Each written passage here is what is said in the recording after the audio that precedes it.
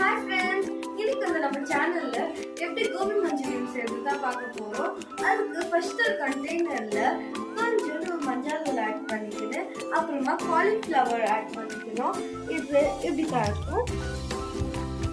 கொஞ்சம் மிக்ஸ் பண்ணிக்கோங்க. 2 minutes வேக வச்சுக்கலாம். ஒரு ஸ்பூன் மிளகாய் தூள் சேர்த்துக்கலாம். ஒரு பிஞ்ச் ஆஃப் ஃபுட் கலர் எடுத்துருக்கேன். இப்போ கேஸ் ஆஃப் பண்ணிட்டு ஒரு பாத்திரத்தில் வடிகட்டி எடுத்துக்கலாம்.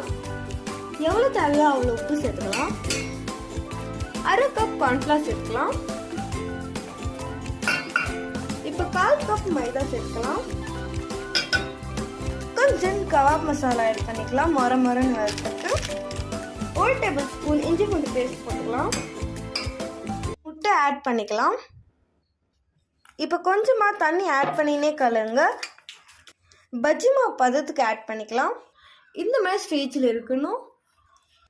இப்போ இதில் காலிஃப்ளவர்ஸ்லாம் ஆட் பண்ணிக்கலாம். இப்போ நம்ம செஞ்சு வச்ச மிக்சரில் காலிஃப்ளவர் ஆட் பண்ணி நல்லா கலக்கிக்கலாம்.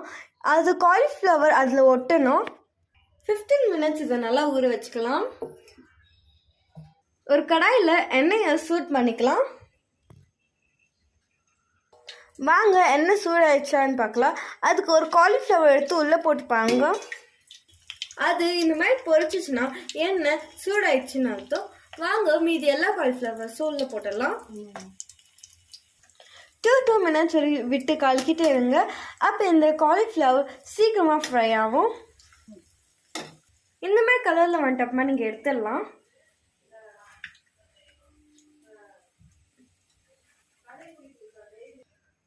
இப்போ பார்த்தீங்கன்னா ஃபுல்லாக பொரிச்சு எடுத்துட்டோம். இப்போ எந்த கலரில் இருக்குதுன்னு பாருங்கள். இந்த கலருக்கு வந்துடணும். நம்ம பொரிச்ச எண்ணெயை எடுத்துன்னு அதுலேருந்து கொஞ்சம் எண்ணெயை எடுத்து அதை சூட் பண்ணிக்கலாம். கொஞ்சம் கடுகு சேர்த்துக்கலாம். கடுகு நல்லா பொரிச்சிட்டு வந்துட்டோம்னா கொஞ்சம் கருவேப்பிலை போட்டுக்கலாம். 2 காஞ்ச மிளகாய் சேர்த்துக்கலாம். இப்போ நான் சின்னதாக 5 வெங்காயம் கட் பண்ணியிருக்கேன். இதை நீங்கள் அதுக்குள்ளே சேர்த்துக்கலாம்.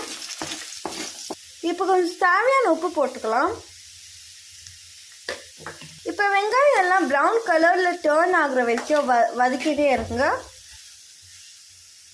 இப்போ வெங்காயம் நல்லா ப்ரௌன் கலரில் டேர்ன் ஆயிடுச்சு. இப்போ நீங்கள் கேஸை சிம்மில் கூட வச்சுக்கலாம். நான் 4 eggs எடுத்து அதில் ஊற்றிக்கலாம்.